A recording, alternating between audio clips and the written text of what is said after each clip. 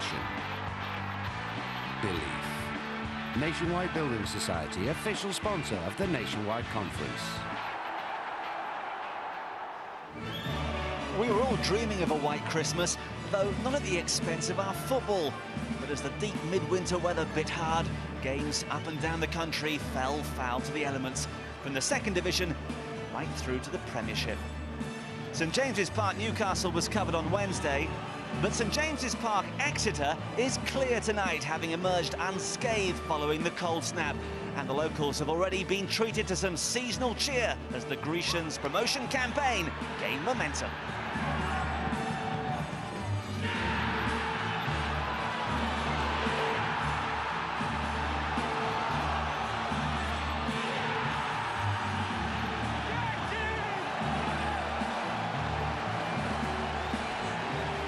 A festive 4-0 trouncing of Aldershot on Boxing Day warm spirits, and a bumper crowd is expected tonight for the visit of another side with genuine aspirations of a return to the Football League, Hereford United.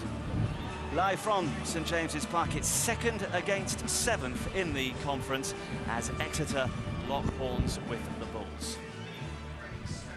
Very good evening to real sense of anticipation ahead of what is being billed as the M5 derby, and there's no question that come the end of the season, both these sides expect to find themselves in the fast lane.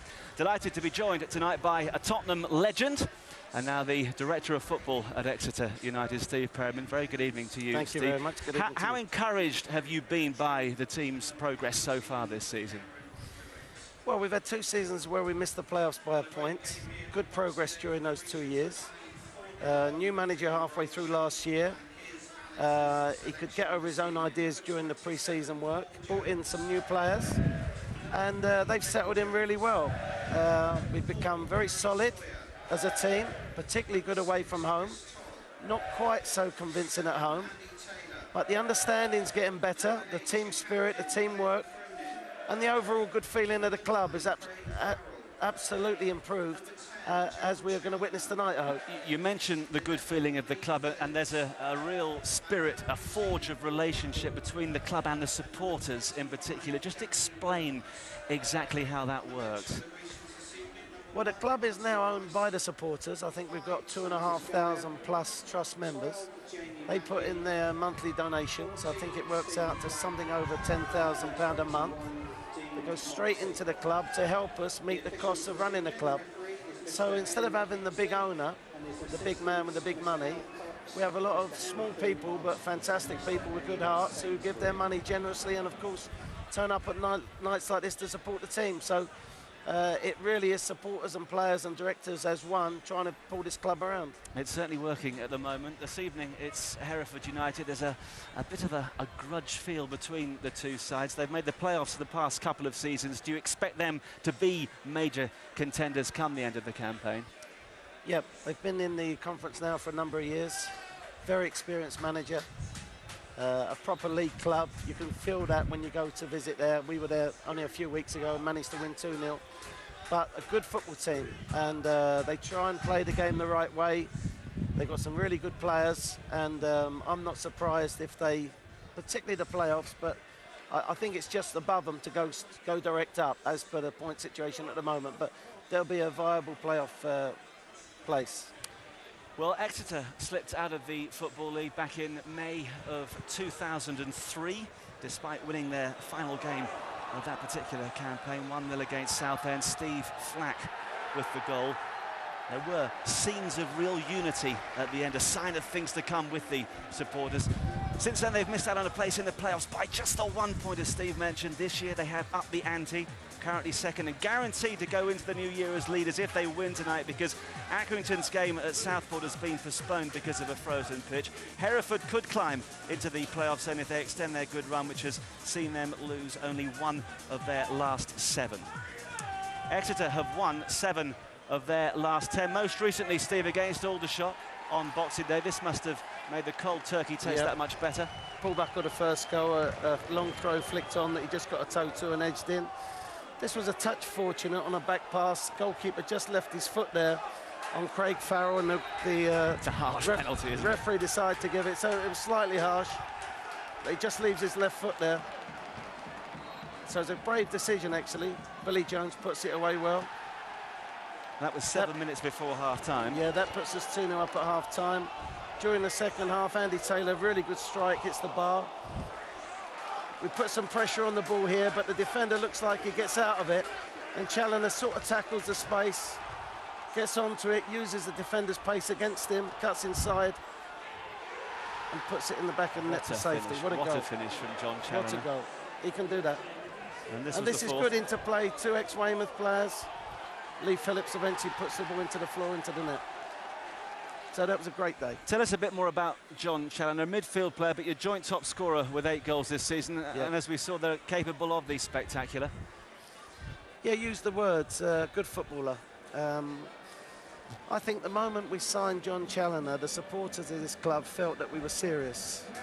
You know, he was a good name in the conference. He'd always done good things against us. He's got a bit more time on the ball than the others on the field. So he brings some semblance to our game, and he's done really well for us, and we think he's going to be part of our sort of strong promotion push. In the Hereford side tonight, a former Exeter player and a man who was pretty popular in these parts, Alex Jeannin. Why did he leave the club back in May, Steve? Alex did really well for us. He's a very good footballer, fantastic left foot, and had 1 or 2 problems at the previous clubs he'd been at. Came to the end of a contract and wanted 2 years, and he might have been right to ask for 2 years, but because of our particular situation, we felt it not wise. We wanted to give him 1 year. We felt that he played better with the threat of his contract coming to a finish, and eventually he went and found a club that gave him those 2 years, and I think he still would have preferred to be with Exeter, but by the time he came back to accept the 1 year, we'd already signed a new player, so it was too late. I wonder if he may just come back and haunt his former team tonight. 27 meetings between these two sides in all competitions in the past. 6th meeting between them in the conference, and Exeter have won the last 3, scoring 8 and conceding only 1. Okay, let's hear briefly from the 2 managers who a short time ago spoke to our reporter Craig Slater. Yeah, well, Alex, you're coming off that terrific win against Aldershot. Are you out for more of the same tonight? We'd love more of the same, but I think it's a different game and a different challenge for us. Hereford are a very, very good side, really good team to watch, so we'll have to be at our best. Do our confidence the world of good if we can come here and win. They're a difficult side to play against. We've been a little bit inconsistent this season. If we can start to put that right, still a lot of football to be played this season, and 12 points, while it seems a lot at this level, it can change rapidly, as Greys are finding out at the moment. You know, like I say, we're very together. Possibly, might need 1 or 2 additions if we can, but I believe that we've got a team that's capable of challenging now. Is there a bit of a rivalry between the 2 clubs? I mean, they beat you 2-0 at Edgar Street just last month. Well, we played exceptionally well in the first half and could have been home and dry by half-time. And we had a silly 6 or 7 minutes in the second half. Exeter got a couple of goals. But they're a good side. We don't get away from that. We respect what they do. They've got a pattern of play. They're very well organised. And Alex has done a very good job here. So we know the sort of night we're in for. They're fresh from a 4-0 victory over Aldershot. But, we always feel at this level we're capable of matching any side in this league if we get our game together, and that's what we've got to do tonight. What about your opponents tonight? Are you an admirer of the way Hereford play their football? Yeah, very much so. I think that they're probably the best in the league at passing the ball. They're the most attractive side in the league and very easy on the eye. And yeah, a big admirer of a lot of their players. What's the mood in the camp like? Oh, it's very good. I mean, we've lost 2 games out of the last 15. Confidence is always high about us. That's what we try and build on. That bit of belief in the players is there. But we try and play. We try and get the ball down. Conditions are a bit difficult tonight for players, but I have every confidence that we can go and get it down and pass it and cause Exeter problems. Graham, thanks. So the final live conference game of 2005 is just around the corner. Then 12 more months of the very best that the world of football has to offer.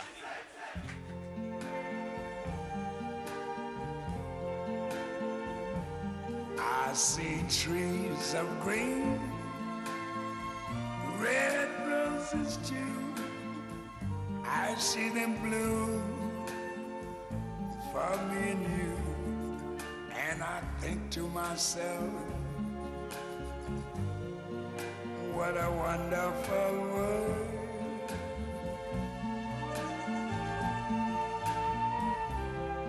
see skies of blue and clouds of white, the bright blessed day, the dark sacred night, and I think to myself,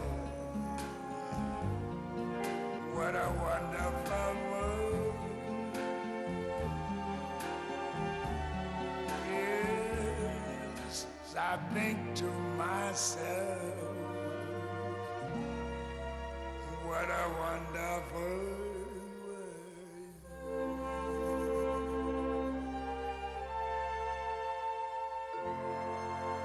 Ooh, yeah. That to come, but this evening it is all about Exeter and Hereford. I know you're the director of football, so you've got to say it's going to be a home victory, but what exactly is going to happen over the next 90 minutes, Steve? Very difficult. Tough team to play against. We're not so convincing at home. It's about how we start the game. I think we'll win by the odd goal. And, well, I'm sure all Exeter supporters just behind us are hoping you're absolutely right. Thanks for your company. Thank you very much. Just heard that Crawley against Gravesend is off because of a waterlogged pitch, but this one definitely goes ahead, and waiting for us in the commentary box, it's Clive Walker and Kevin Keatings. Thank you very much indeed, Marcus. Good atmosphere here at St James's Park. Good spice about this game as well. They met only 5 weeks ago at Edgar Street, and Exeter City were successful. Hereford fans have made their journey down here to join a crowd. We expect to be round about 5,000, a little over the average so far this season. And Exeter City are unchanged from the side that won handsomely here on Boxing Day, 4-0 against Aldershot. Apart from 35-year-old assistant player manager Paul Buckle, this is a young team. The average age of the goalkeeper and back four is just 21. Glenn Cronin and Chris Todd survived from the squad relegated from the Football League in 2003. Well, Exeter manager Alex Inglethorpe goes with a 4-4-2 formation. Two solid, dependable midfield players in Cronin and the experienced Buckle. John Challoner will get forward and support Phillips and Fowle, really, who are both putting together a good partnership with 15 goals so far. Hereford United manager Graham Turner is still seeking the right blend to satisfy his demands this season. He swaps his goalkeepers around, handing a start to Wayne Brown, who's on a season's loan from Chester City. Here's Jeannin. Won't reach Stansfield, and put clear by Glenn Cronin. Now, here's a chance for Exeter to get forward. Beckwith was really caught there. It's a terrific run, and what a great goal by Lee Phillips. Inside 5 minutes, and Exeter City are ahead with a terrific goal from the former Plymouth Argyle man. Well, Dean Beckwith got in all sorts of problems here, didn't he? Possibly the wind, possibly the bounce, but Phillips has done ever so well to pinch the ball off him. Makandawiri pushes him wider from the goal to the right-hand side. He still does well to get his shot away and smash it into the back of the net. What a good finish this is. Well, this is a young man who at one stage looked as if he was going to be the next big thing at Plymouth Argyle. He's their youngest ever player at the age of 16. And Lee Phillips, who came to Exeter 10 months ago on a free from Weymouth, has just bagged that 8th league goal of the season. Well, the initial mistake, Kevin, by Dean Beckwith, Makandawiri really gave him too much room as well to get the shot away. It's a good tidy finish. A shock to the Hereford system, who come here tonight with the best defensive record in the league. It's only the 16th goal that Graham Turner's side has conceded this season. It's finished with some confidence by Phillips.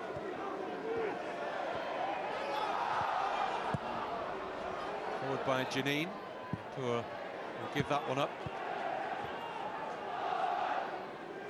I don't think Graham Turner will be too pleased with Dean Beckwith's defending there, to say the least. How many times is it said, isn't it? Just sometimes, you know, if you feel you might be in a bit of trouble, just put the ball into touch and go from there. Offside against Stansfield.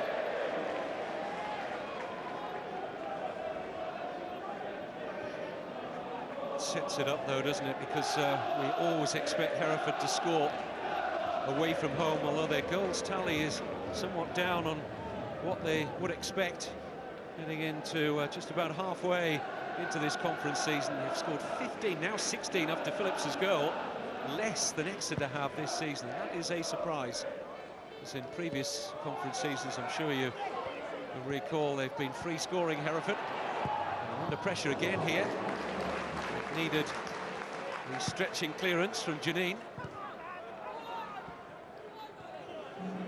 More time now for Alex Jeannin.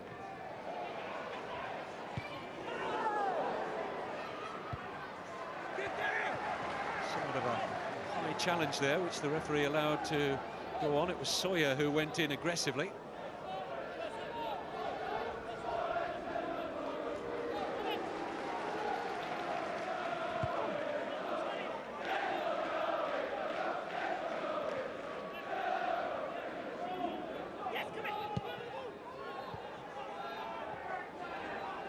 Beckwith. Travis is going to have to work hard to keep it in. I think Darren Beckwith's still thinking about the mistake he's already made, Kevin. He just needs to settle down, put that to the back of his mind and get on with his game, because even the challenges he's gone for, he hasn't looked too comfortable. All the way back from the Exeter skipper, Glenn Cronin. Seems to have been around for a long time, but he's still only 24 and a player who'll be looking to make up for lost time. He missed virtually the whole of last season with a knee injury. This is Simon Travis for Hereford. Clips in a dangerous ball, and the goalkeeper's struggling here. It won't fall for Pittman. And in the end, Jamie Pittman has been penalised, but the 19-year-old goalkeeper, Paul Jones, didn't look convincing there, Clive. No, he didn't, and Travis has clipped a decent ball in. It's a little bit short for him, wasn't it? Well, he managed to get something on it, and his defenders and midfield players helped him out in the end, but just about got something on the ball.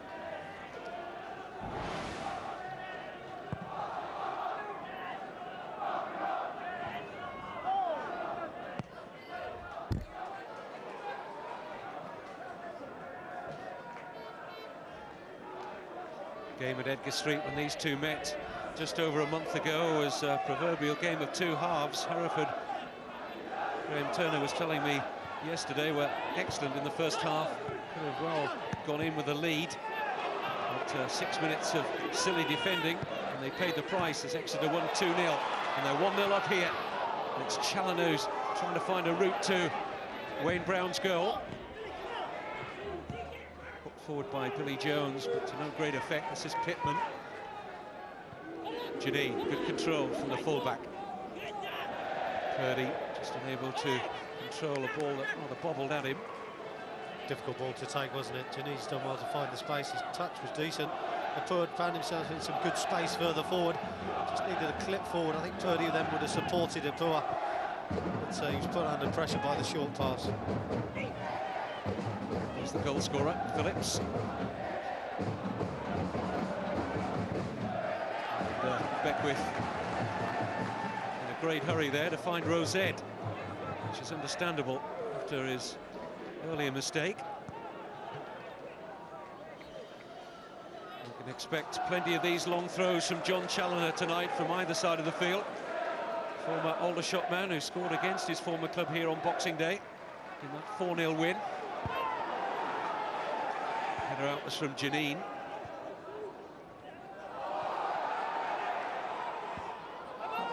Challoner's challenge, but ball spins out for a Hereford goalkeeper. Big surprise when he left Aldershot at the end of last season, Clive, this fella.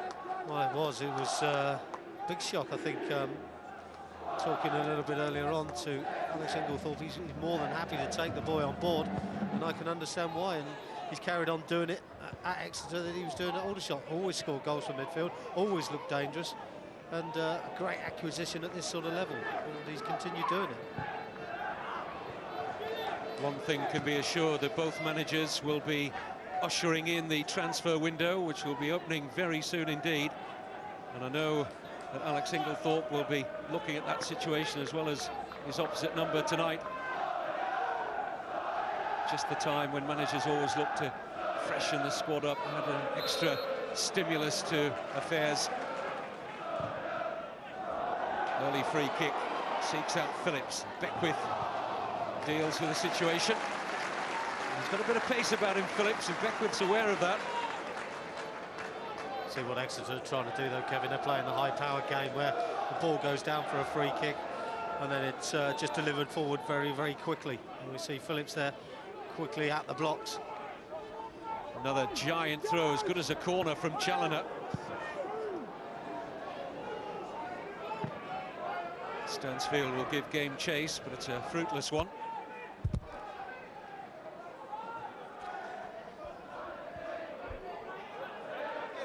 They've been described, Exeter, as a no-frills team. They play to their strengths, and they're playing more often than not winning football. And it's bringing the fans back here to St James's Park. This is Buckle. There's been a lot there of Woodard's, who's tussling gamely for possession. Here's Ipoua, trying desperately to stay on his feet. Jeannin.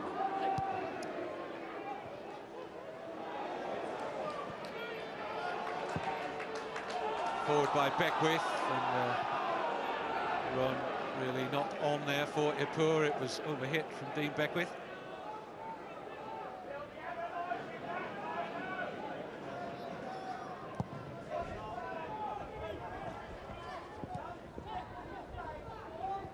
Forward by Stanley.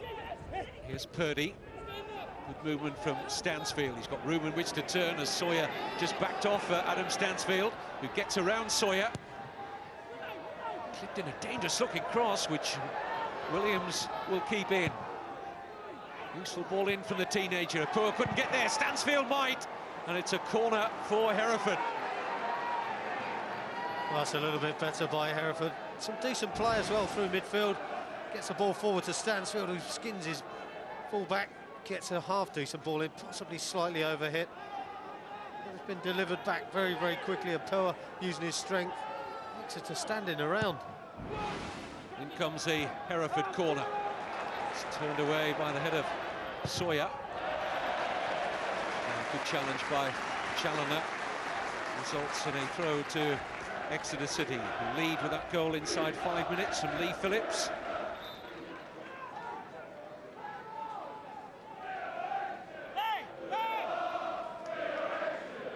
Billy Jones, who'll take the Exeter throw, who was with Leyton Orient when Alex Inglethorpe was a player there. He's boss now. This is Pittman.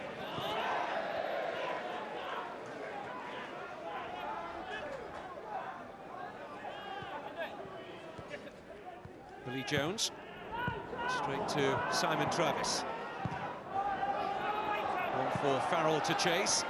Kandawiri used his body well there to edge out Craig Farrell. I think, as we've seen a couple of times for Exeter, they do get the ball forward as quickly as possible. Just think Kandawiri just beginning to work out what he needs to be doing. Good interception by Woodard's. Craig Stanley does a good job for Hereford. Given away by Beckwith. Shaky return to the side tonight, Dean Beckwith. Woodard's just trying to force a decision his way, but the throw is for Hereford. Well, he's struggling, isn't he, Aaron Beckwith? Just can't seem to get anything right at the moment. I'm sure Graham Turner have a few words to say when he gets him in at half-time, but does need to improve. Seems to be letting Exeter in at every occasion. Forward by the head of Buckle. Phillips, edged out by Makandawiri. And, two of them had a little niggle there at Ipoua.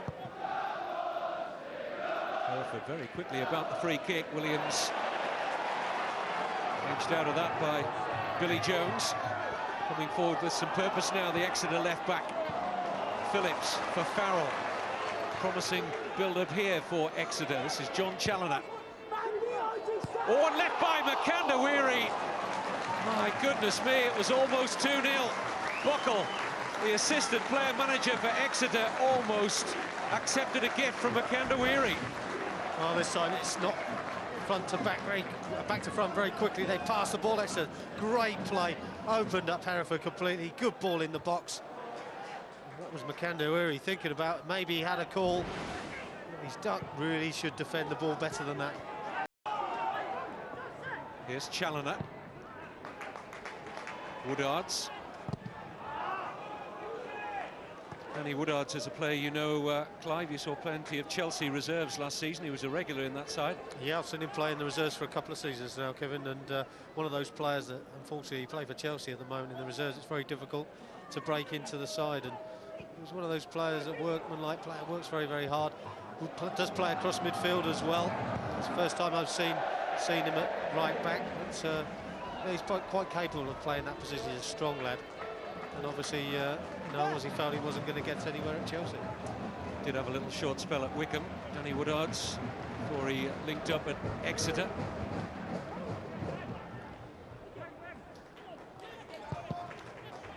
Breaks off Stansfield.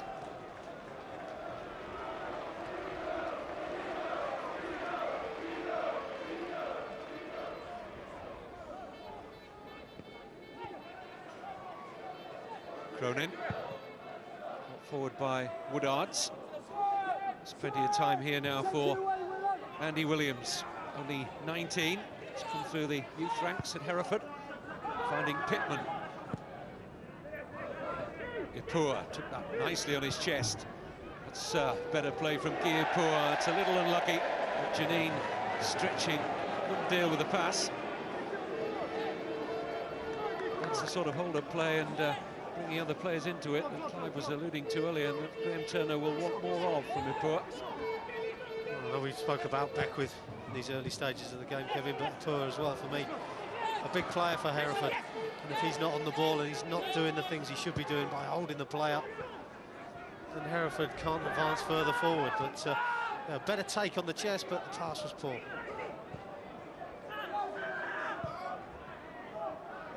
Here's Beckwith. Alex Jeannin, despite the boos, believe me, he was a big favourite here at St James's Park before he left, and a couple of seasons with Exeter. I think the boos are more gentle than any great animosity against the Frenchman Alex Jeannin. Is a very popular character. Steve Perryman was saying in the build-up, wanted a 2-year deal. Exeter only prepared to give him 1. When he came back and talked about the possibility of 1, it was too late. Alex Inglethorpe had used his transfer budget, hence the move to Hereford. Header on, and Jeannin's got some defending to do. Very coolly out of a tight spot. Found only Cronin with a pass.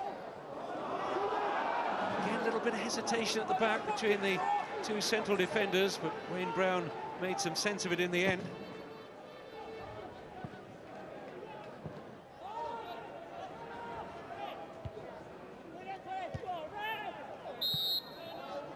Chris Todd, who's claiming he took a little nudge there, and referee Nick Kinsley agrees that Todd was fouled.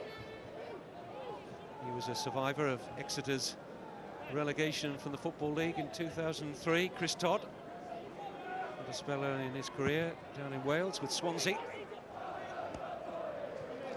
This is Phillips. Now Craig Stanley. Away by Beckwith. Ipoua nicely down into the path of Stansfield. Just might wait for a run on the outside, and does, from Williams, who felt he was blocked off there by Billy Jones. The officials didn't agree with him. Goal kick to Exeter. Well, I think he's got this wrong, the referee. That's a good first touch. Gets him in behind Jones. Well, without a doubt, that's a free kick for me. I think the referee's got it wrong. Had a good view, as did his assistant. I think this near side, Lee Cox. I think the amazing thing of it was the ball wasn't going out of play. He was always going to get there. It wasn't one that he'd overhit. You'd like to think he would have got the benefit of the doubt there, but referee, for me, gets this one wrong. Simon Travis with the throws, deputising for the injured Ryan Green. normal first choice Hereford right back.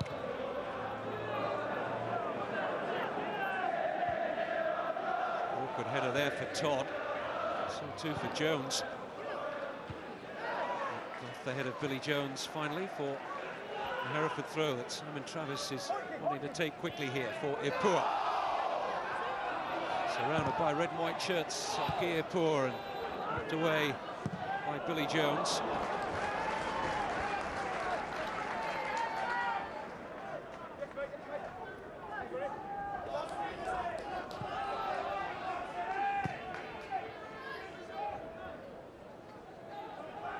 Dean Beckwith.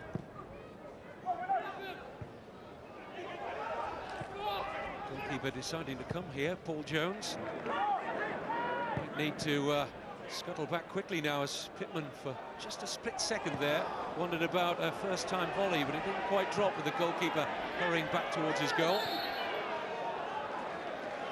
We've seen on 2 or 3 occasions there, Kevin, it's missed kicks and the wind causing a big problem for Exeter.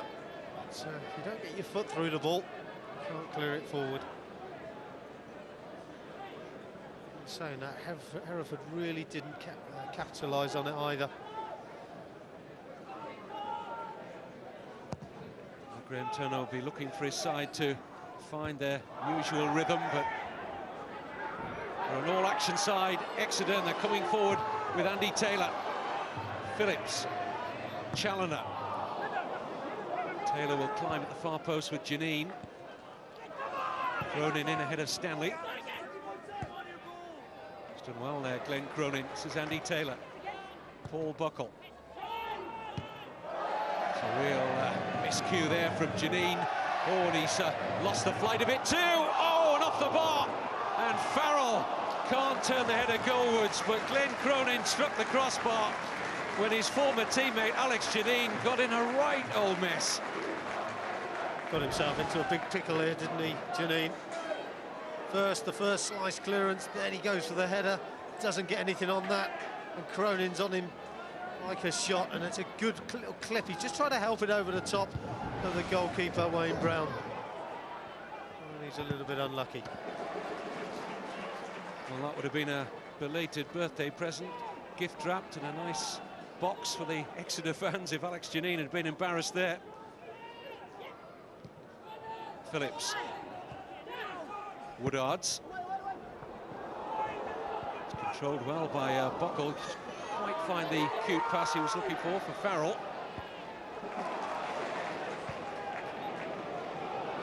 Now a little bit of room for Craig Stanley, who finds Williams. Plenty of yellow shirts getting forward here for Andy Williams to try and link up with, trying to go it alone, and really there's a case of tunnel vision there with the 19-year-old. Just didn't get his head up, did he? Andy Williams there on the right-hand side. Lots of opportunities to pass the ball forward. Stanley made a good run, he had players in the box, didn't get his head up at all.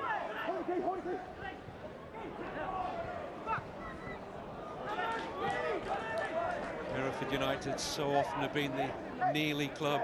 This is their 9th season in the conference. And although they've made a lot of friends in this division with their football and the way the whole club is run under Graham Turner, their fans will be happy to kiss goodbye to this league come the end of this season, that's for sure. Header on by Williams. Todd got in there ahead of Stansfield. Now Jeannin.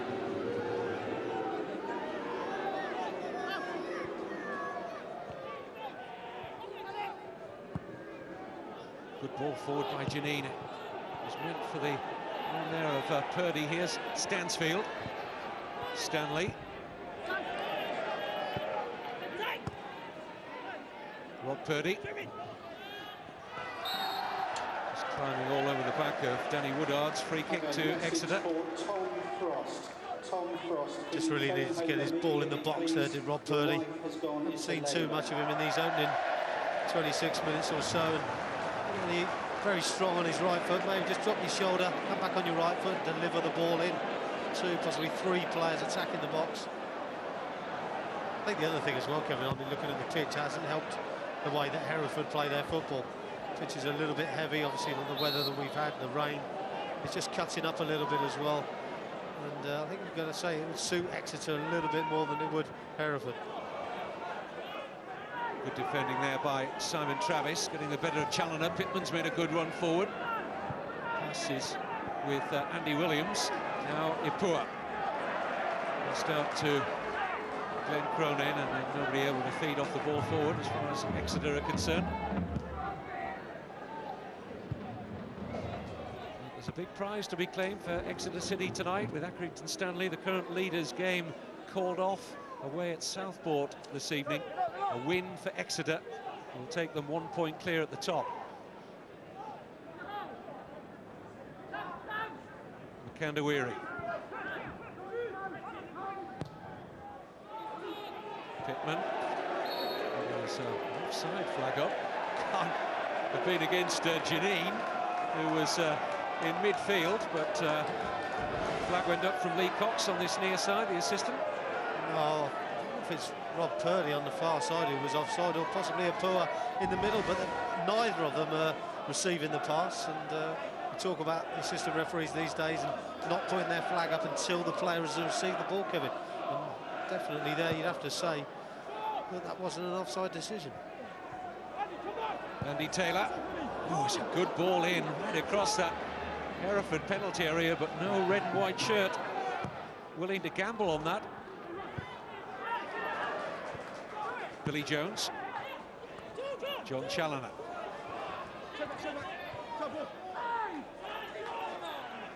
Early throw from Challoner, good awareness from Phillips. This is Buckle. Lee Phillips.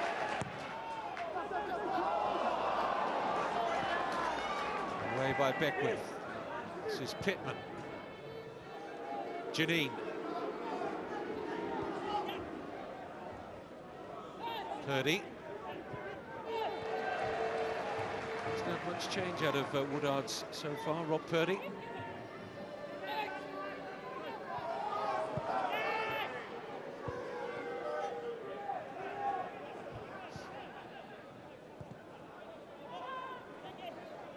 Makandawiri. Seeking out the run of Stansfield. It's Woodard's header away. Now, Jamie Pittman, can he open up things for Hereford? Here's Ipoua, better control this time from the big Cameroonian. It's Ipoua! Whoa, and a great goal! Now that is what Ipoua is all about. He hasn't really linked the play at all well tonight, but give him an opportunity to use his power and his strength and his shooting ability, and he could bring you a goal. Well, it's unbelievable, isn't it? Because he hasn't played well at all. Ipoua, his touch has been awful. But what a goal this is. He's terrific. He's got his head down. He's taken defenders on. He knows what he wants to do. He wants to get his strike on target. And he's just put it into the top corner. Used his strength, his power, his pace. That's a good strike, isn't it? Into the back of the net. And Hereford have got a lifeline. Well, it's only his third goal in 4 months. His manager says, expect the unexpected from Ipoua. It was perfectly encapsulated there, wasn't it?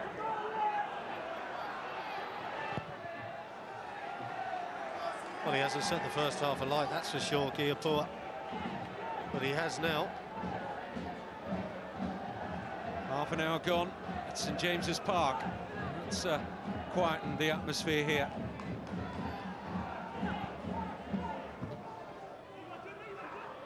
Travis and Challoner tussling for possession. It's good defending by John Challoner.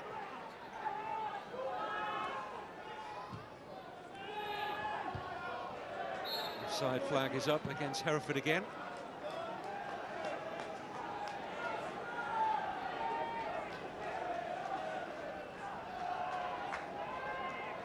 Well, Graham Turner took up management in season 1978-79. He's been around the block several times, the Hereford owner, chairman, manager. And his opposite number tonight is one of the younger brigade of managers who was still in primary school when Graham Turner was winning promotion in his first season as Shrewsbury Town player manager back in the late 70s.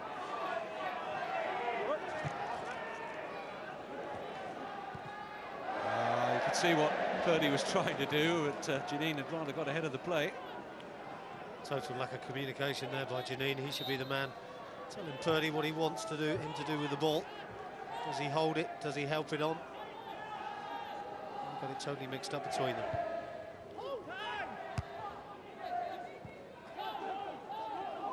Makandawiri. Firm header out by Sawyer, and then Makandawiri is climbing all over Craig Farrell.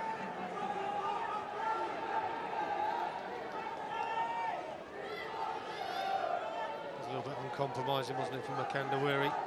And again, playing with the wind in their faces like that, I think the ball's always going to hold up. Never quite reached him. Just the beginnings of a little bit of sleety rain beginning to fall now at St James's Park, Exeter, who are looking to get their noses in front again here. And Ipoua was calm and controlled in the end. As Woodards finds his goalkeeper, Paul Jones. With Woodards again.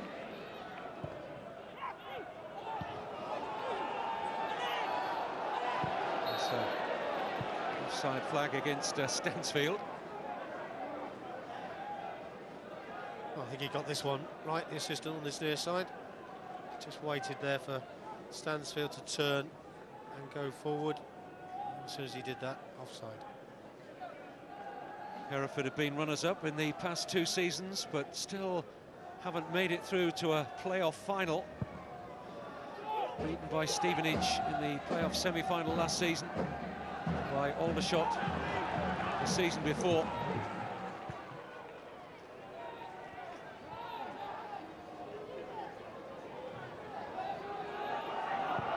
Forward by Billy Jones. He's falling for Challoner. Travis with work to do now, pressurised by Challoner.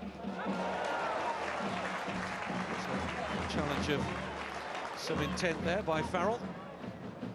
Well, we've got more live football for you. It's tomorrow from noon, Sky Sports 1 from the Premiership. It's Aston Villa against Arsenal. And then later on New Year's Eve from the Championship, it's Derby County against high-flying Reading. And what a season they're having under Steve Coppell.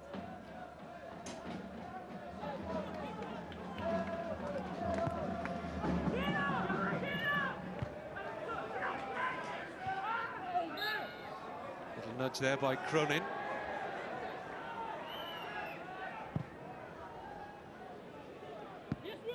Purdy. Stanley.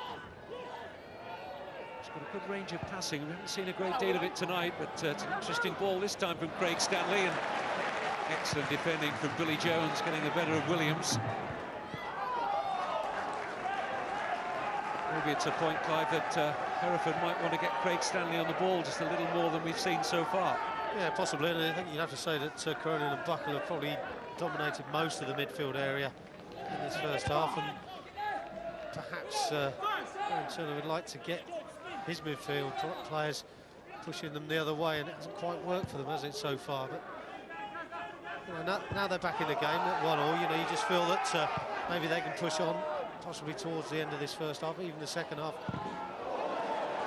You know, they might just start to knuckle down a little bit more, but Stanley really does need to get involved a little bit more often. Not the first time that Makandawiri and Brown have had a nervy moment. The goalkeeper just got the clearance with the aid of a deflection in the end. For the first time, indecision at the back from Hereford. Here's Farrell. Phillips has made a great run for him. It's Lee Phillips.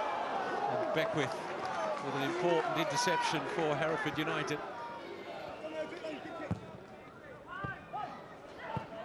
You'd have to say that he hasn't been the best today, Darren Beckwith, but he's done ever so well there. Missed kick by the goalkeeper here for chance for Hereford. Awful mistake from Paul Jones, and very nearly punished by Ipoua. The youngster got out of jail there. Well, he did, and we talked about the pitch earlier, didn't we? Just got the ball stuck under his feet, couldn't clear it properly. There's a chance then for Ipoua. Takes a shot on it, just scraped the goalpost.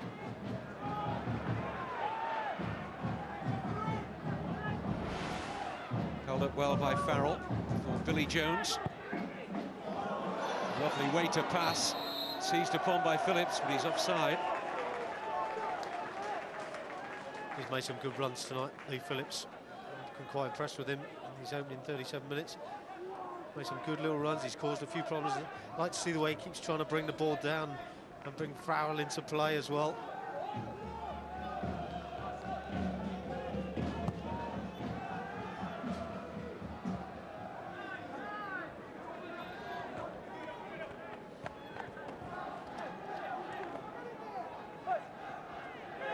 Until Exeter beat Aldershot 4-0 here on Boxing Day. They had lost a couple of home games in the conference, losing to Grays Athletic and Canvey Island. They've travelled particularly well, though, Alex Inglethorpe's side this season. That's a late challenge, should be penalised by Phillips. Well, Kevin, sometimes you just look at referees. I think they had a great chance there as well, Hereford, to open up the plate. Forward by Pittman, but flag again is against Stansfield. Yeah, I just think the referee sometimes a little bit too sharp on the whistle. I think they'd have preferred to play on there, Hereford, and switch play. Jeannin was in acres of space. Purdy as well on that left-hand side. For me, the referee just blows his whistle a little bit too sharp.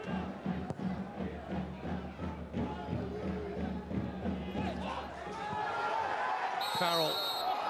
And again, there might have been an advantage there. Farrell was trying to get the ball under control. Phillips had made a great run off the ball, but the referee has pulled play back. Well, it was actually typical of what we just saying. He's held the ball up. OK, there's a foul, but what an opportunity for Exeter to get in behind. And the referee's so sharp again. Just needs to delay, blowing his whistle by a second or so, just to see what develops. He can always bring it back. Nick Kinsley is pacing out where that Hereford United wall should be. Now can Exeter, after some bad luck, find something from the eventual free kick? It's going to be the right foot, I think, of Andy Taylor. And it is Taylor, and it is comfortable for Brown. I think he's actually gone for the shots here as well. I think that's too far out. Not enough power, easy for Brown to collect. I think if you're going to put a ball in like that, you've got to aim towards that far post area, and hopefully some of your players running across the face of the goal and get a connection. It's Makandawiri, who's wearing the captain's armband tonight for Hereford in the absence of Tony James, one of several Hereford players unavailable at the moment.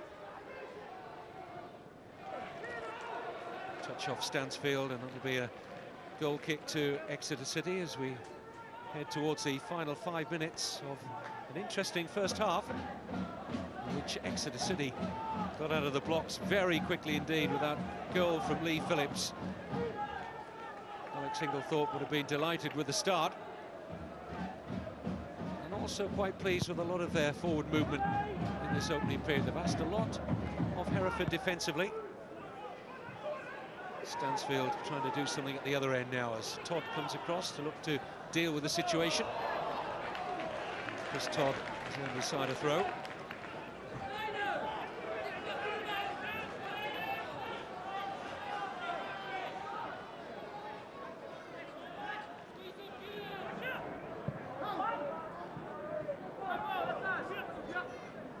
Final touch off Phillips. Exeter missed out on the playoffs by just a single point last season, and rather than dwell on the disappointment, Alex Inglethorpe said he was very proud of his players for getting so close, given all the furore that went with their FA Cup run and the draw at Manchester United. That's a foul by Todd on Stansfield, and a very promising position here now for Hereford. Done well here, Stansfield. Good first touch, just takes him inside, very quick to react. Just draws the challenge from Todd, dives in. I'd like to see, I would think it'd be Alex Jeannin here. Kevin, we've seen him before. Terrific left foot. He's usually delivers some good corners, takes free kicks as well. So I wouldn't be surprised we don't see Jeannin here.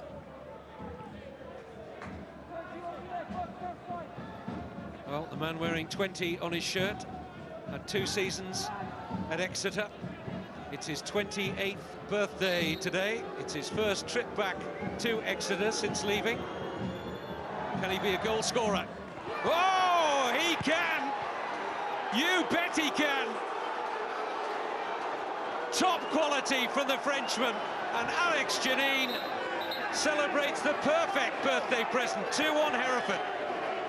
Well, I think they've messed the free kick up, Kevin, but I'll tell you what, he's done ever so well.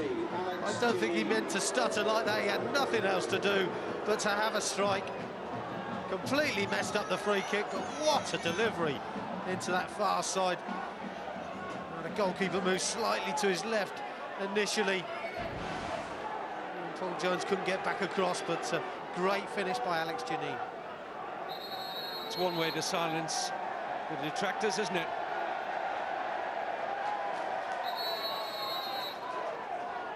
It's Ipoua, we could be in trouble here. Something he said, perhaps. Referee calling over Ipoua here and has the notebook out. And it will be the first yellow card of the evening for the man who... Oh, it's a red card! Well, goodness me, that has surprised everybody. Ipoua is saying, what's it about? Simon Travis is saying, why? But something has gone on, clearly, involving Ipoua to warrant a red card from the referee, Nick Kinsley. Well, I think something must have come from the assistant referee on this near side as well. I think the referee had a slight conversation with him prior to calling Ipoua to him. Well, he doesn't want to leave, but he's going to have to. Nick Kinsley has shown his 4th red card in 6 conference games this season, and Graham Turner is so experienced and normally so level-headed and calm, and he's trying to keep his composure there, the Hereford manager. But the players still surrounding the referee in yellow shirts and saying, what was it all about? But Ipoua is leaving the field of play here just shy of half-time.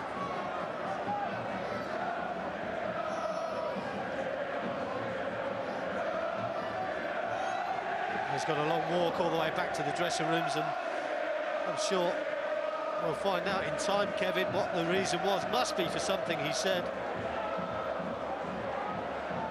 Oh, a pat of commiseration from the other goal scorer tonight, Jeannin. But Ipoua has scored a goal and seen a red card.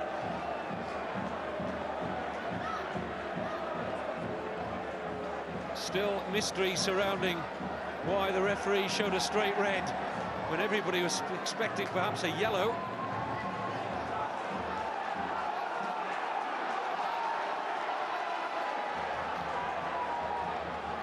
After all the controversy has died down, we remind you that Hereford have taken the lead in spectacular fashion via Alex Jeannin.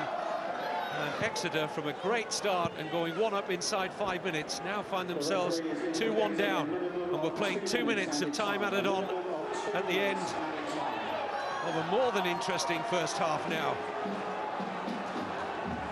There's a lone striker for Graham Turner now in Adam Stansfield, as John Challoner prepares for another long throw.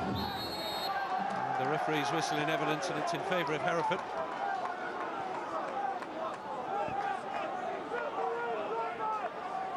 Well, we all need to draw breath after that. Spectacular goal and an almost immediate red card.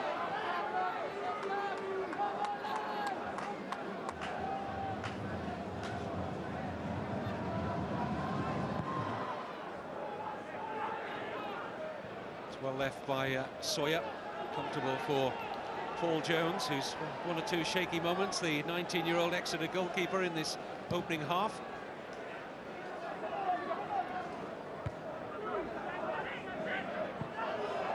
Stansfield did well against Todd, and the 10 men coming forward with some purpose, and Rob Purdy for Hereford, and Woodards has chopped him down. It's a rather crude challenge from Danny Woodards. He might be looking at a yellow card here, the Exeter right back. The referee is reaching for the notebook. I don't think Danny Woodards can have too many complaints to see a yellow card for that.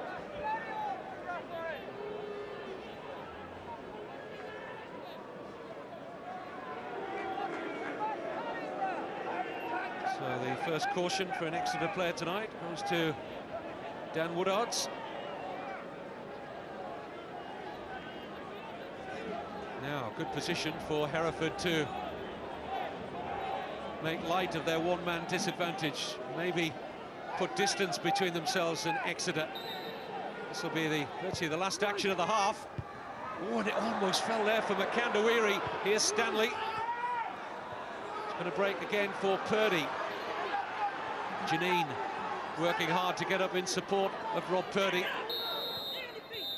Nick Kinsley blows the half-time whistle, but a very central figure in the latter minutes of the first half. Nick Kinsley showing a red card to Guy Ipoua just moments after Alex Jeannin had given Graham Turner's side a lead. That after Lee Phillips had given Exeter an opening goal inside 5 minutes. Plenty for Steve Perryman and Marcus Buckland to chew over, and Clive Walker to chew over indeed at half-time. At St James's Park, it's Exeter City 1, Hereford United 2. Well, 2005 is coming to a tumultuous end here at St James's Park, and the referee very much at the centre of attention. I think the red card did take absolutely everybody by surprise. We will, of course, attempt to find out exactly why he brandished it in the face of Guy Ipoua just 3 minutes before the interval. Steve Perryman has gone down to the dressing room to try and find out exactly what is going on. One or two things for both he and Alex Inglethorpe to discuss. Exeter making such a fine start to the game, but now trailing at the interval. They do have the numerical advantage in the second 45 minutes, and I know also that Alex Inglethorpe, while talking to Steve during the course of the first half, said that the very windy conditions were against his team in the first period, and presumably will go towards their advantage in the second 45. Alex Jeannin has returned to St James's Park and haunted his former team, as we suspected he might on his 28th birthday. That gave the visitors the lead, but then came the red card controversy.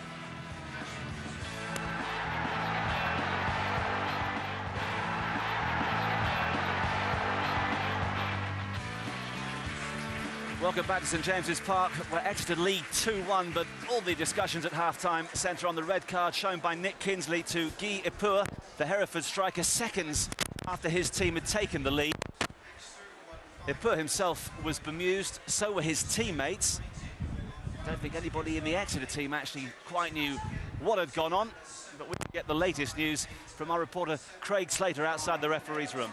Yes, well, I can tell you that Nick Kingsley has given that straight red card to Guy Ipoua for making an obscene gesture during the celebrations for Alex Jeannin's goal that put Hereford ahead. It was a straight red card for an obscene gesture made in the celebrations after that goal that he thought would have inflamed the Exeter fans. The Hereford bench saw them immediately afterwards, horrified by what happened, but one or two of the Exeter players said they saw what happened. But it's a straight red for an obscene gesture for Guy Ipoua. Thank you, Craig. So that is the explanation. Here's another look at the celebrations following Jeannin's goal. The officials were concerned that there could be some crowd trouble tonight. They obviously didn't want anybody to inflame the situation. And the referee saw something that nobody else at the time picked up upon. He's appearing there to point to Jeannin's name on the back of his shirt. If that's an obscene gesture, then he was rightfully sent off. Clive Walker has joined me while Steve Perryman discusses tactics with Alex Inglethorpe in the home dressing room. Can you see what the referee's apparently seen? Well, it's a strange situation, isn't it, Marcus? It certainly looks like he's pointing at Jeannin's shirt, back of the shirt, to suggest that, you know, coming back to the club, he scored the goal.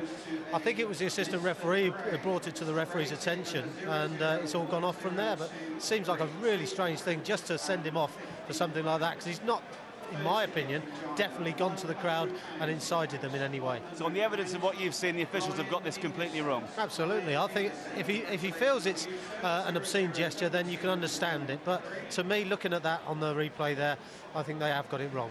Been a cracking half aside from that controversy. 3 goals as well, of course. Exeter making the perfect start. Terrific. I mean, Exeter came out the blocks, didn't they? I thought they were really bright at the beginning of the game. Darren Beckwith, really struggled to clear his lines there. And all of a sudden, we see Exeter in front through Phillips. And, they look good for it as well. I mean, I think they were terrific through midfield. They got the ball forward very early on. And then we see Ipoua on his little jinky run. Didn't do anything prior to this, and all of a sudden pulls one out of the bag. So at the end of the day, it's a good finish. And there we see the celebration that inspired Ipoua to get sent off. And it's a good finish by Jeannin. It's perhaps almost inevitable that Jeannin would score. There's plenty for both sets of supporters to discuss at the interval. We'll try and gather our thoughts and then bring you what promises to be a very stormy second 45.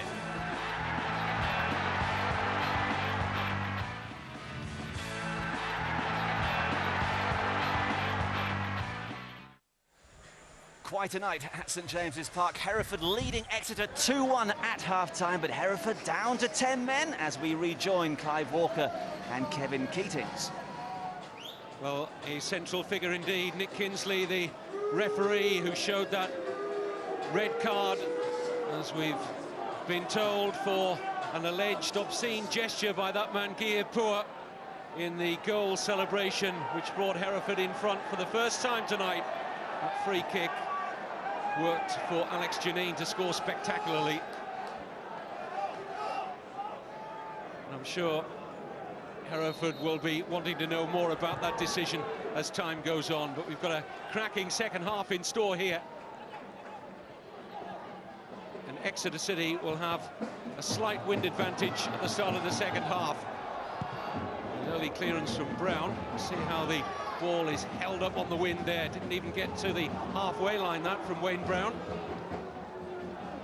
Just feel there's a lot of defending for Hereford coming up, Kevin, don't you, in the next 45 minutes. Got the wind in their faces. And they've got Exeter obviously pushing forward with 11 players, and I think it's going to be difficult for Adam Stansfield up front. He's going to have to work his socks off, and I'm sure at some stage Graham Turner will think, well, we need fresh legs up front.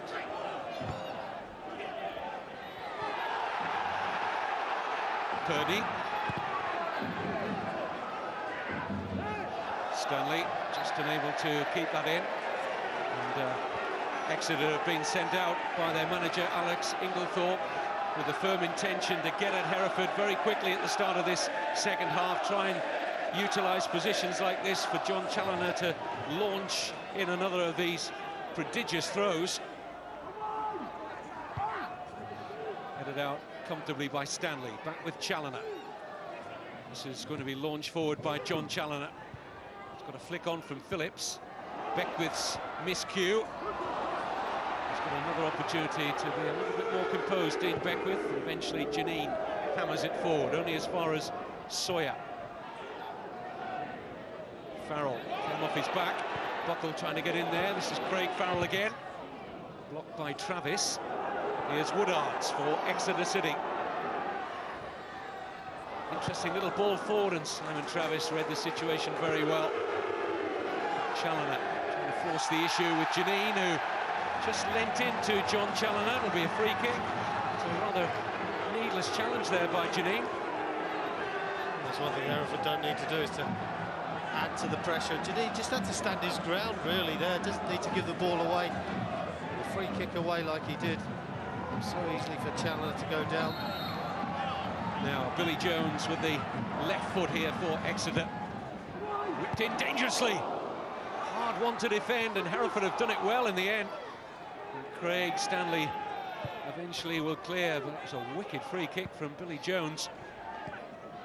It's a bright start to the second half, just like it was to the first from Exeter. Brought them a goal inside 5 minutes from Lee Phillips.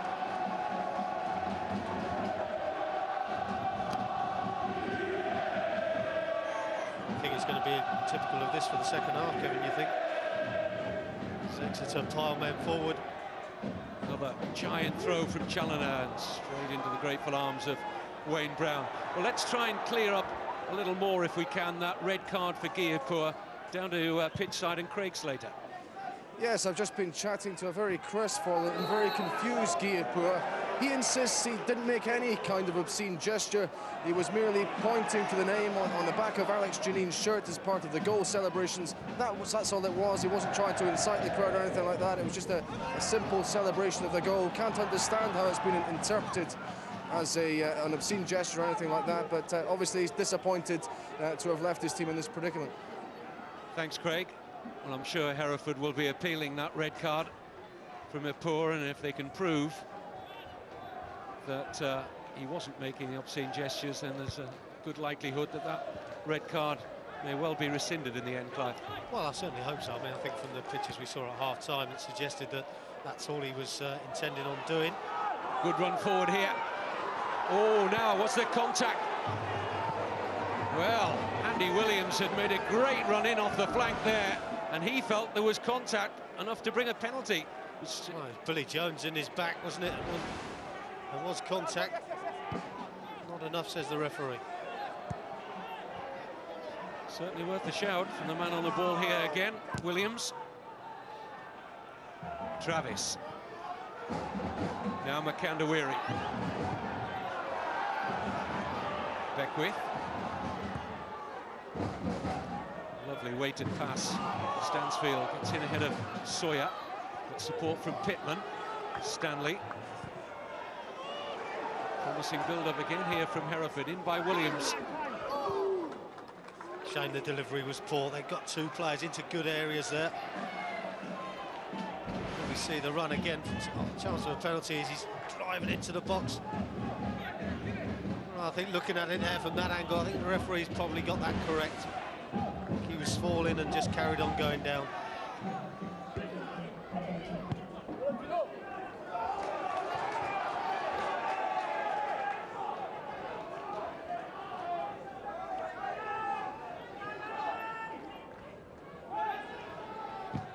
Forward by Jeannin. Stansfield using his body well against Sawyer. Here's Pittman. Now Williams, who's seen plenty of the ball in the last couple of minutes, attacking Billy Jones. 19-year-old getting well forward again, and he's earned his side a corner. And he certainly doesn't lack for confidence. Andy Williams, he's willing to take the game to the Exeter left-back, Billy Jones. Well, he likes to try and use his pace and his ability down there, doesn't he? He just runs a little bit for me with his head on the floor, looking at the floor all the time. And obviously he's got a bit to learn about the game, needs to get his head up a little bit more. Can he poke the ball in a little bit earlier than he does, or does he need to take the last man on? I'm sure he'll learn that as he goes along, but he's a good outlet for Hereford at the moment. Jeannin's corner. Makandawiri climbing, it was just above him, and it was away by Todd. No-nonsense challenge from Farrell. There was a few taking evasive action there as the ball ricocheted into the stand on that far side.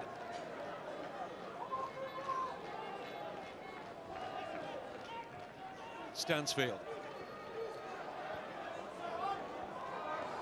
Oh, and there's a lucky ricochet there for Adam Stansfield, and Sawyer had to deal with it. Forward by the head of Craig Stanley, but comfortable for Paul Jones. There's a little bit of encouragement from Hereford in the last couple of minutes.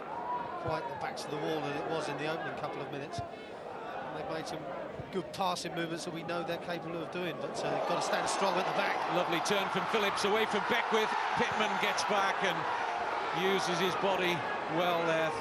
And that was terrific work rate there from Jamie Pittman, and it got Beckwith out of a whole heap of trouble. This is Williams. And again, he's running with some conviction here, Andy Williams. But once again, he's up a little bit of a cul-de-sac.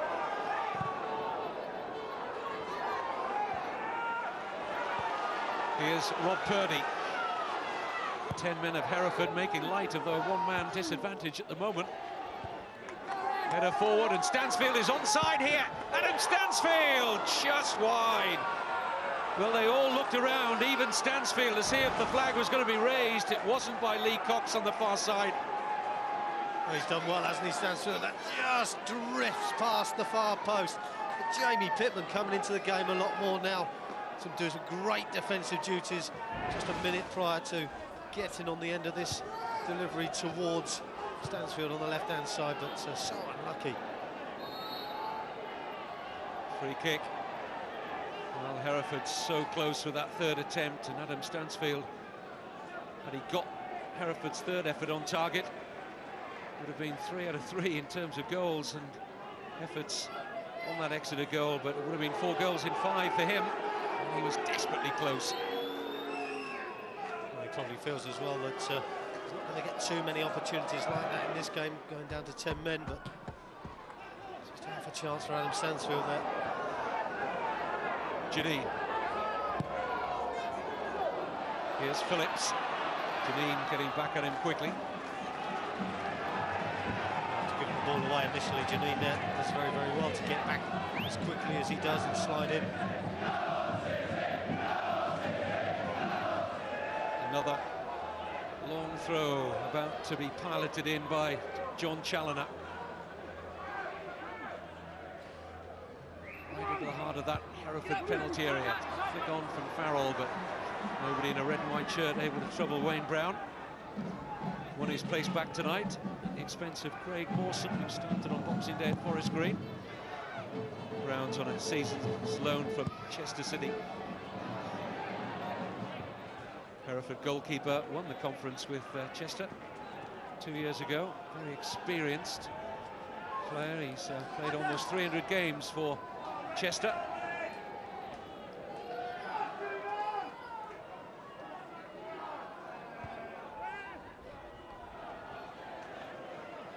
The lull descended around St James's Park. Crowd rather waiting for their side to lift them here, to try and produce a win that will take Exeter to the top of the table, remember, with leaders Accrington's game postponed at Southport. But only a win would put Alex Inglethorpe's side on top. Well, I just think sometimes, Kevin, when you go into a lull like this and your team has come out with the second half, they haven't got the goal back you were looking for. Just wonder if Alex Inglethorpe's looking to make a change maybe in the near future. Disappointing ball in by Jeannin. He's got better quality than that. Already seen it from the free kick. Well, the Exeter manager does have the experienced Steve Flack as his striking substitute tonight. May play a part at some stage. Just think there's a possibility, Kevin. He's got the height, hasn't he, Flack? I just wonder with some of the throw-ins that John Challoner's put it in, possibly he could get on the end of it.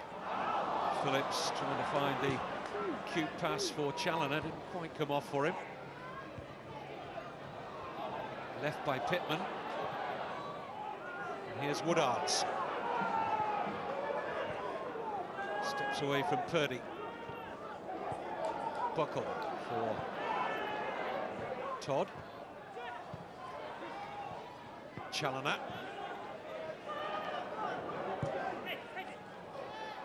Groening gets away from Jeannin. Now can he get there first ahead of Brown? Well, it was brave enough and effective enough from Wayne Brown in the end to keep out Glenn Cronin.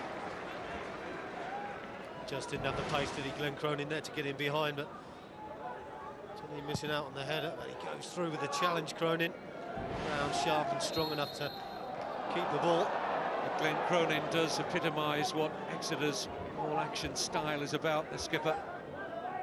I know his manager's happy to have him fit and available this season, which certainly wasn't the case last time round with that knee problem.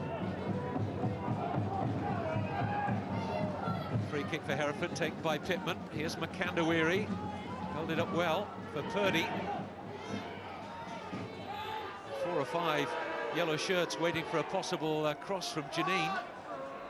And out comes Paul Jones to take charge of the situation. Well, we haven't seen too much from Rob Purdy here on the left-hand side, Kevin, for Hereford today, and I think he's got to do more on the ball there. Gets the ball delivered to him wide, takes the easy option back to Jeannin. His first touch wasn't the best, Jeannin, probably because of the state of the pitch, but Rob Purdy there, for me, has got to do more on the ball. He's got players in the box, got to get a delivery in. Offside against Exeter. Farrell trying to put himself about. He's the more the battering ram of the two up front, really. And Phillips uses his pace and his good runs off the ball to try and make that a dream partnership for Exeter here. Well, it makes you think as well, you know, the chance to bring on Steve Black. Does he change his formation, Kevin? Does he go 4-3-3, looking for that other goal foot flank, maybe in the middle, the taller of the three players, and play Phillips to one side of him and Farrell the other side? You know, that's an opportunity perhaps he might look at later in the game. It's Chris Todd to get Exeter moving forward again. Jeannin stretching with a header. This is Cronin. Just fouled there by Craig Stanley.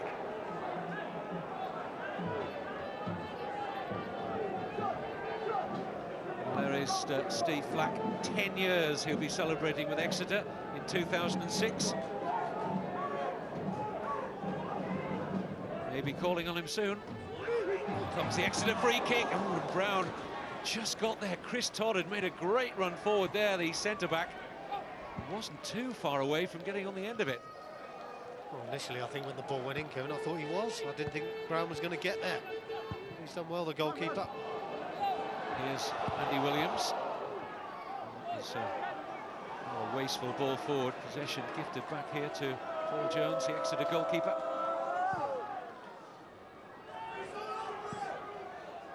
Phillips shields the ball very well, and this is Challoner. Goes for the bending one a la Jeannin in the first half, but way underneath that.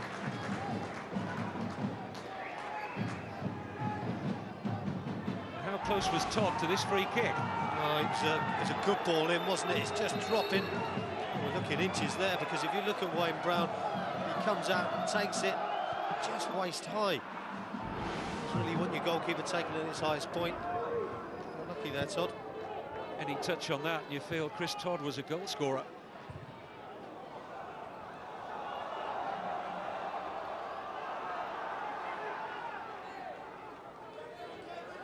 Well, the Exeter fans must be happy with the general picture, although their side are behind tonight.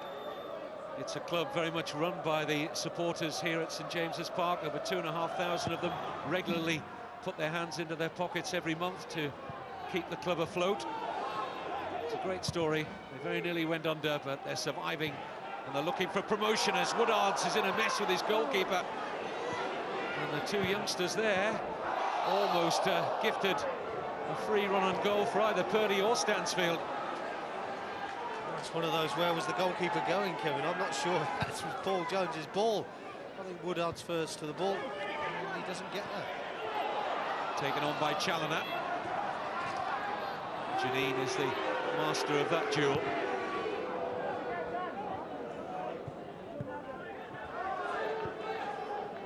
Well, we see the difficult job that Adam Stansfield's having to do, is to work right across the line, win his headers, chase everything forward.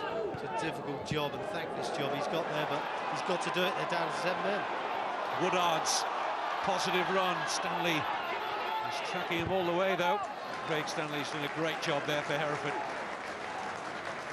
Well, as we said in the first half, Ken, we talked about Jamie Pittman and Craig Stanley coming more into the game, and they're having to now. Now they're down to 10 men. We've got to dig in the two midfielders, and we've seen them work so hard through this second half, having to do that thankless job of chasing back and helping out their defenders.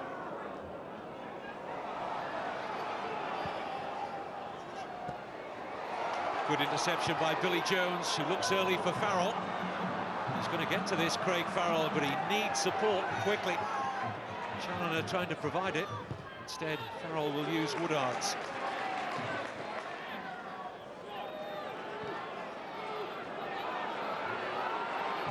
Forward by Cronin. On by Challoner. Buckle will give game chase, and he's done enough to force the clearance from Pittman at the expense of an Exeter City corner. I just think Jamie Pittman feels he was pushed into the challenge, which is why it went away for a corner. Only, surprisingly, considering all the attacking we've had in this game, only the third corner of the night, taken by Billy Jones. And the header wasn't too far wide from Todd. He's had to adjust his run, hasn't he? It's a decent ball into the 6-yard box there, the edge of the 6-yard box. He'd almost got to advance, has to check back and just direct it towards goal. Couldn't quite get it on target. He was under a whole lot of pressure there, Chris Todd. He did it very well to get any sort of contact on it.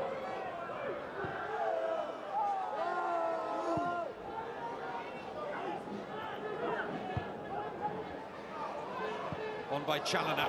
Farrell trying to stretch and take it in his stride. Makandawiri heavy with the back pass. It was well dealt with by Brown.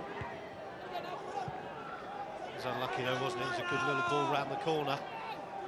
Farrell could have got a hold of it, one-on-one.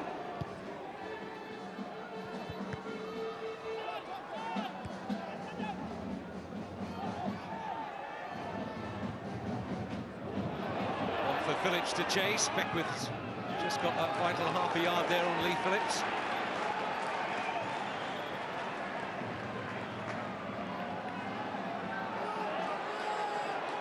Just trying to build a concerted spell of pressure here now, Exeter. Another long throw here from Challoner.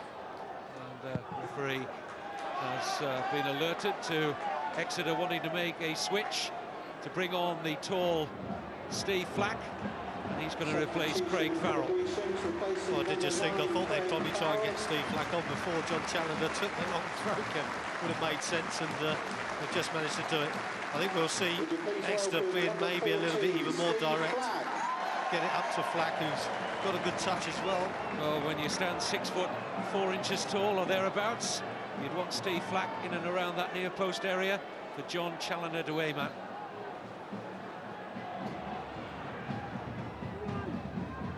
Instead, it's Todd who flicks it on. Phillips is in there. Well, it just dropped for a moment there for Lee Phillips. Couldn't quite stab it goalwards. Here's Taylor. Makandawiri's header's a poor one. Shot from Challoner's charged down and away by Pittman. Stansfield just need a bit of possession now, Hereford. Here's Williams. Stansfield's made a great run and he's got away here. Adam Stansfield, can he make it 3-1? No, Paul Jones denies it with the legs. But how easy he broke that Exeter back line there, Adam Stansfield. He's done ever so well, hasn't he? He's got the ball into feet, he's then spun it behind, and he's left Gary Sawyer standing. Just needed a little bit more composure there, Adam Stansfield. We see the chance that was flicked on a few moments ago, and I think Lee Phillips didn't react quickly enough. I think he was a little bit amazed that it got all the way through to him. If he'd have reacted a little bit quicker, I think we could have seen the equaliser, but action at both ends. It's been that sort of game, hasn't it? As we head towards the last quarter of the game. Nobody able to feed off that Jeannin corner.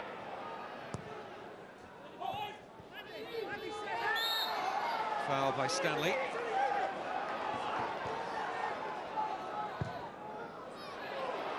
Travis has got to deal with this. Phillips had got in behind. Simon Travis just did enough at stretch. Here's Woodards. Buckle. Oh, and rather flat-footed there. Makandawiri as Flack tried to direct the header Challoner's way. A little bit flat-footed, wasn't he? Makandawiri just allowing the ball to come in. Flack just stealing in behind. Another excellent advert for the conference. Really been some terrific football played in this division this season.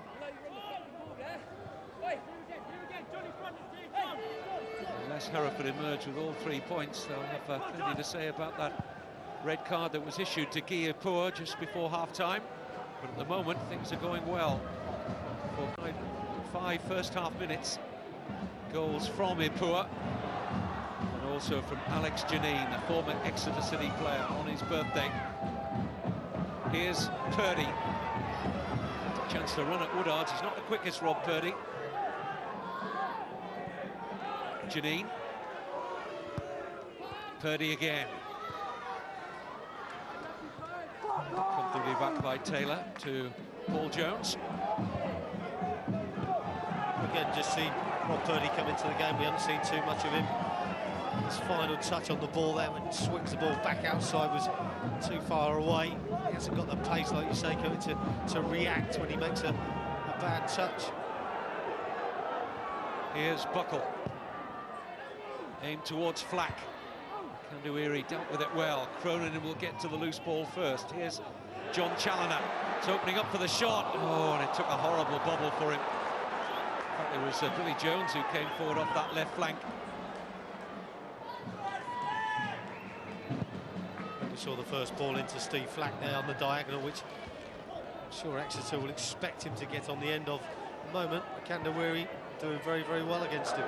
Loose pass from Craig Stanley.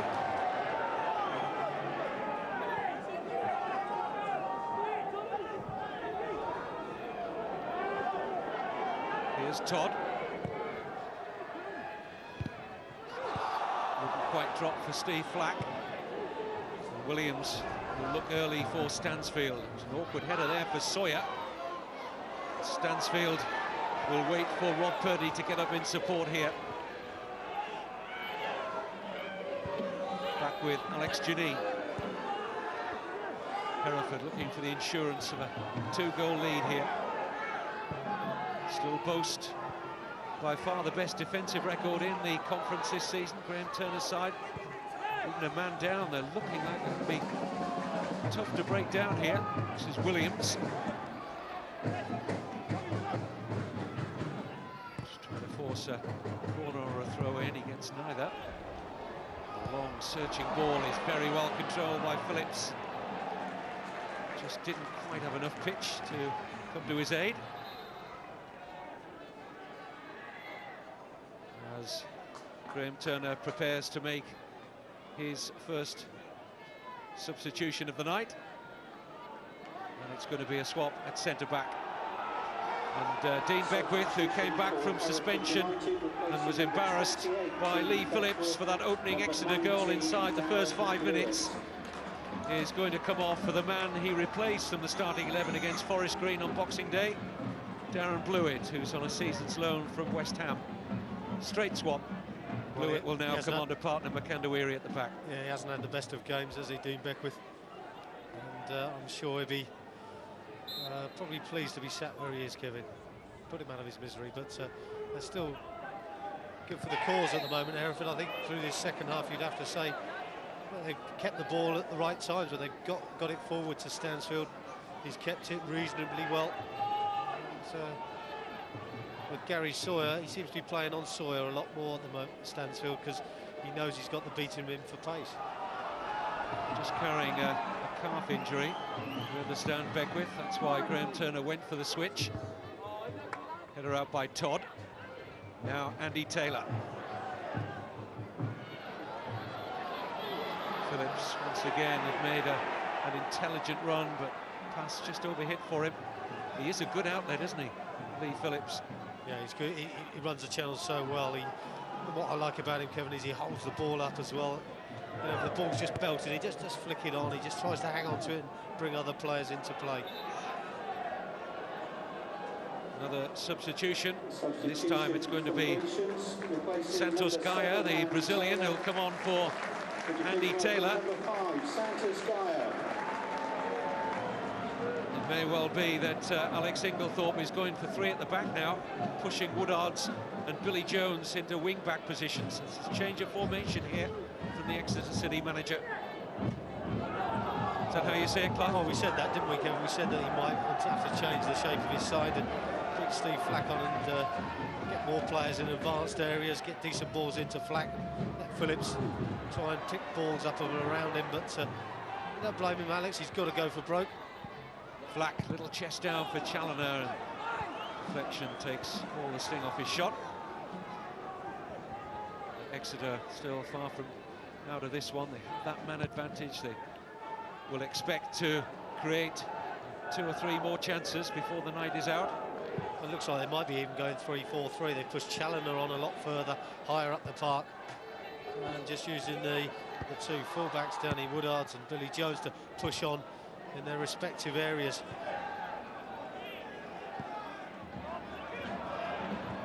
Challoner can't get the better of Travis. Simon Travis is deputised well for Ryan Green, who is carrying an ankle injury at the moment. Travis is a very adaptable player. Now, some live football for you. Tomorrow is New Year's Eve, lest you have forgotten. Noon, Sky Sports 1 from the Premiership. Aston Villa against Arsenal. Games, of course, coming thick and fast at this time of the year. And stay on Sky Sports 1 later New Year's Eve from the Championship derby against high-flying Reading.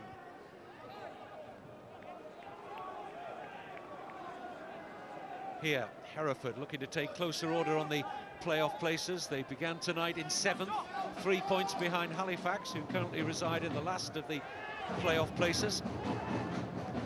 Exeter with that tasty carrot dangling right in front of their noses. A win would take them top above Accrington, whose game has been postponed at Southport. Here's Woodards. Cronin. Great ball in from Cronin, held up by Flack, and here's Chris Todd. Well, it was a great piece of running there. Third man running from Chris Todd. It opened things up for Exeter, but no sting in the shot, Clive. Wasn't enough, was it? Great ball in by Cronin to Flack's feet. Holds the ball up so well, does the big man. Good layoff to Todd. Couldn't quite get a decent shot away, wasn't it? It's a snapshot. Well, defender again making the break. Sometimes you want that ball to fall to one of your centre forwards. You usually crack them in for fun. But a good break by Exeter, good football. Jamie Pittman taking plenty of care over the free kick in towards Makandawiri. Jeannin. Purdy. Jeannin has made a good overlapping run here. A wicked cross as well. Headed across goal rather than towards goal by Williams. Here's Stanley.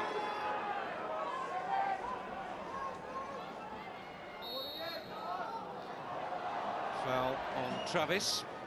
Gives Hereford another free kick. For you, sometimes it doesn't, but it's one of those things you have to try as a manager. Alex Inglethorpe, that's why he had Steve Flack on the bench. It just hasn't worked for them at the moment. Still a minute or so to go. Hopeful ball forward by Sawyer. Up goes Moxey. Helped in by Billy Jones. Headed down by Flack. Here's Dean Moxey. Good save, Brown. It's Billy Jones. And the header is over. Point blank range. My goodness me. Danny Woodards should really have put Exeter level here. That's a great little bit of play. Just getting bodies into the box. Good save initially by Brown, but what a chance that is for Danny Woodards. He's actually come back on the stepped back into the play. Flick on by Flack, not dealt with by Makandawiri. Brown makes the save. There's the free header. Was there a slight push by Jeannin? The referee doesn't think so. Well, it could have set up a terrific 3 minutes of time added on, but Exeter might still have something from these added minutes. Graham Turner must have been drawing a deep old breath there as he saw Danny Woodards look a very likely.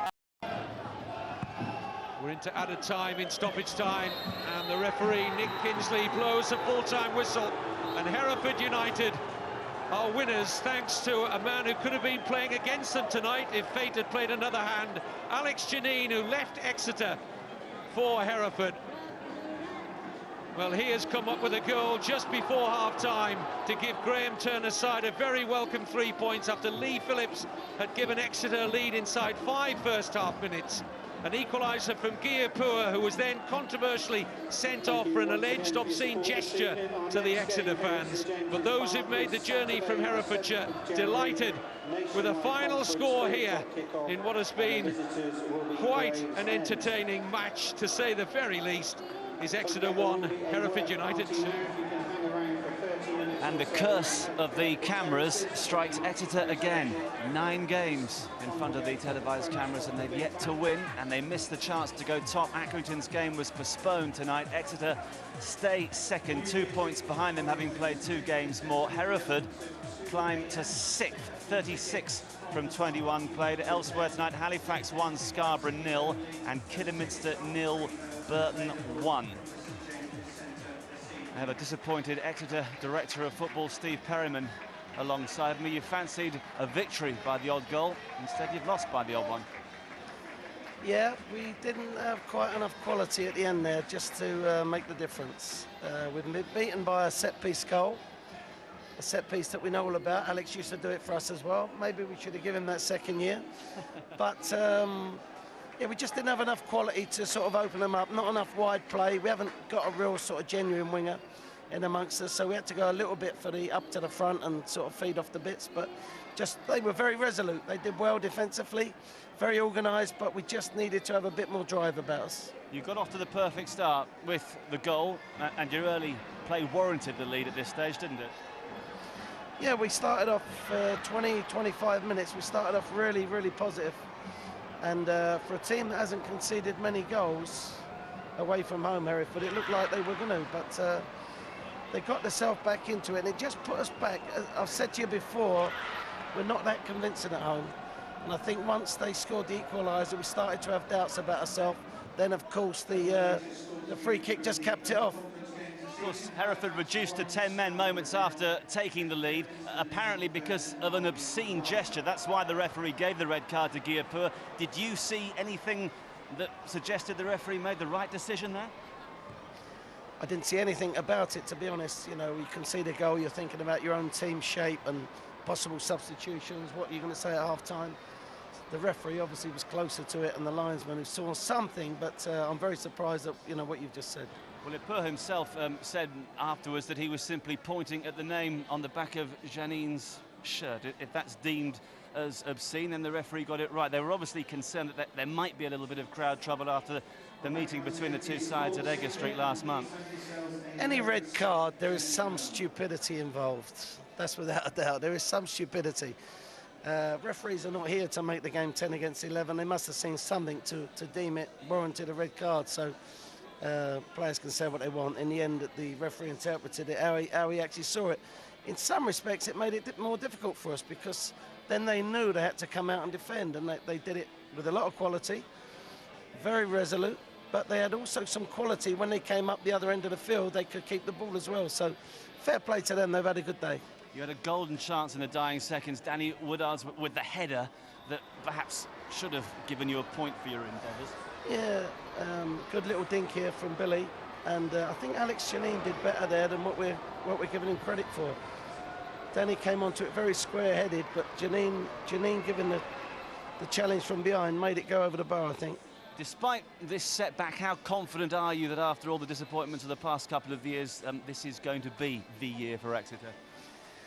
Well, Exeter is about making progress, and that's what we're doing. Hasn't quite shown itself today, but that's what I can tell you is happening. There's a lot of good people working for this club now, a lot of good people pulling in the same direction. The crowd that are starting to believe in us, and away from home, fantastic sort of record. We just got to start putting the home results together. I'm sure we're going to be a playoff team this year. I know it's been a frustrating evening for you, but thank you very much indeed for your company. My pleasure, thank you. Steve Perryman, the Exeter Director of Football. A reminder of what is coming up on New Year's Eve. Aston Villa against Arsenal from midday on Sky Sports 1, and then it's Derby against the leaders Reading, 5:15, also on Sky Sports 1. So there we are, 2005 ends on a high for Hereford after a night of high drama from us all in the West Country. It's goodbye.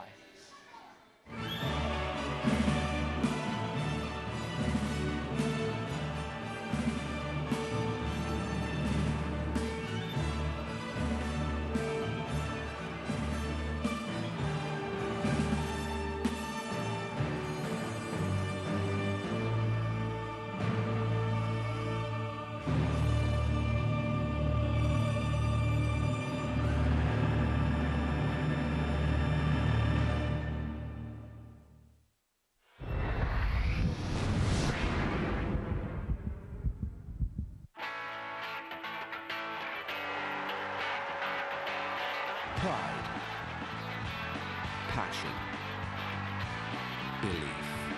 Nationwide Building Society, official sponsor of the Nationwide Conference.